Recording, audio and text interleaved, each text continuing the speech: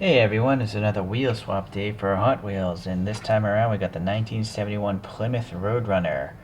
Really cool looking paint job on this guy.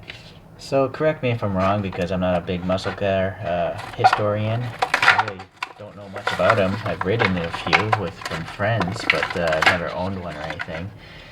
But the Roadrunner, according to the internet, is a mid-size car, and it was focused on performance, obviously built by Plymouth, and it was available between 1968 and 1980. Okay, let's look at this front view here. Yeah, the lights match up, the grille matches up, even that little side protrusion there, the little break there, I think. So I think that looks good. So this is I guess the second generation Roadrunner, which was available between 1971 and 1974. And there are only V8s in these things, between 5.2 up to 7.2 liters. Okay, and then it was interesting that the two-door bodies like this shared very little sheet metal, glass, or trim with the four-door variations. So the coupes were quite different. And on this second generation, I guess they switched over to this more rounded fuselage, where maybe the last one was a little more squared or slab-sided. Supposedly it's to help improve aerodynamics. Now I am curious about the scale on this guy. So it's supposed to be 5395 millimeters long. Just get my 5395, punching that into my calculator. Okay, divide by 80.6.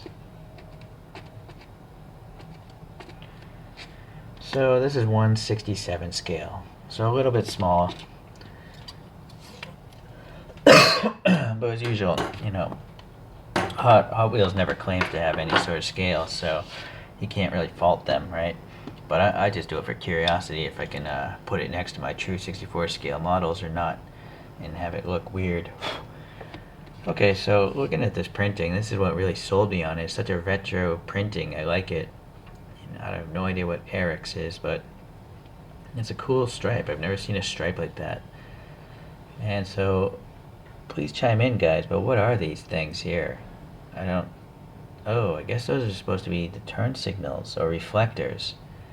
But it's just kind of weird to see that they're black and silver. And, they seem a bit low. On the real photographs, they should be more up here. So that seems odd. Okay, like they should be up at this height. So I always feel like the reflectors up here are correct, and they should probably be at the same height, but for some reason Hot Wheels lowered these, because maybe they were thinking about adding graphics. Possibly? I'm not sure. These wheels do look pretty cool for the 70s, I just don't like the exposed axles. Alright, we have a sticking out in silver key mechanism, and what looks to be a flush door handle. I think that's supposed to be like chrome on the real car. I don't know if it looks like there's an attempt to have silver there, but it just didn't really make it all there. The other side? No, same thing. Yeah, it's weird. It's like the silver is on the outside, it's just not covering the middle, which is kind of odd.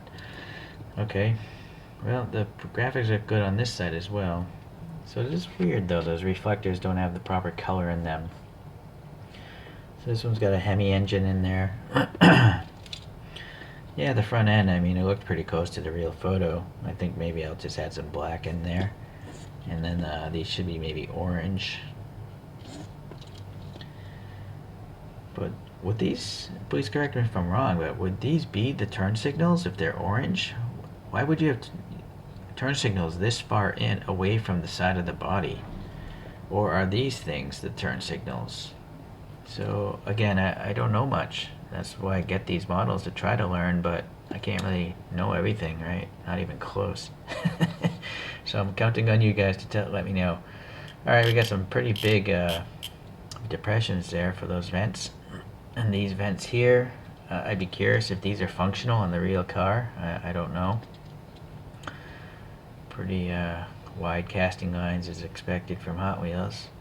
The stripes do carry across nicely. Unfortunately, they don't go to the trunk, but I guess it's because this wing is in the way. It'd be really difficult to print it. Alright, so that wing is kind of funny. Alright, it's just so narrow.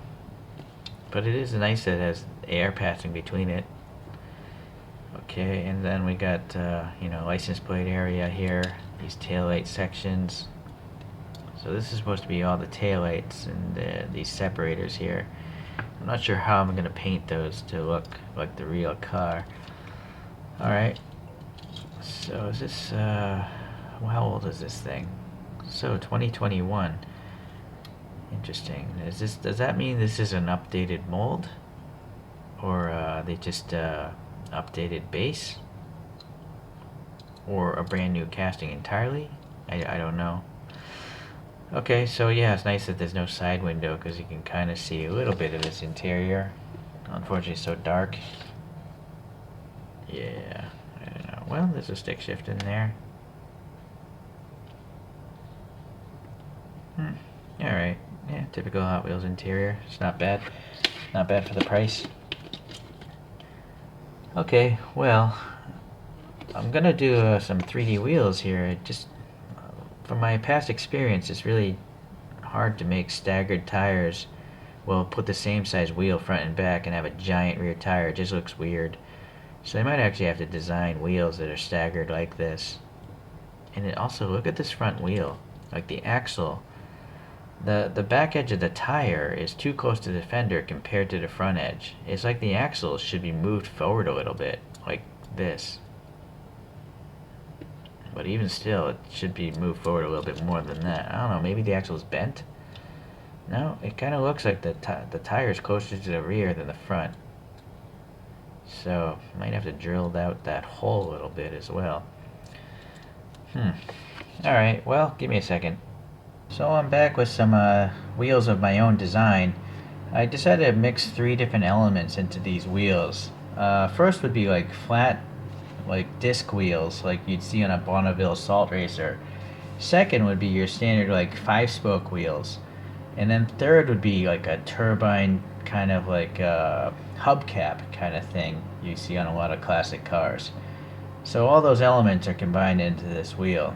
And then I just used a little gold Sharpie to highlight the rim and the 5 spokes. They're actually kind of curving downwards into the middle area. I did stagger the sizes as well, so the front wheel and the rear wheels are a different size, as well as the height of the tire itself.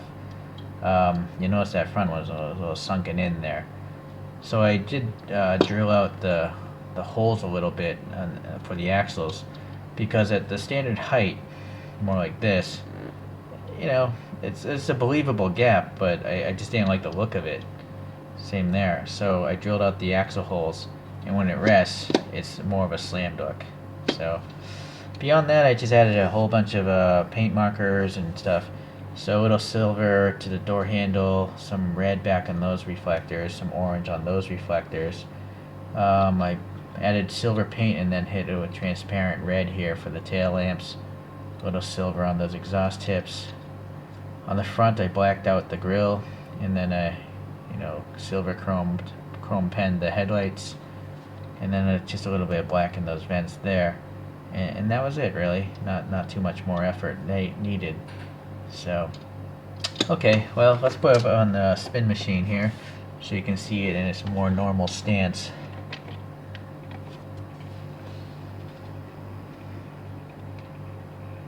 So I really like, the graphics that Hot Wheels put on this. That's what really sold me on even buying this thing. I just like the retro styling of it. It's a retro car, but it's a retro car with retro stripes on it. And the lights are simple enough to paint that I thought it was worth purchasing. So anyways, that's my latest Hot Wheels 3D design project. I hope you guys liked it, and I hope to see you guys the next time I do one. Thanks.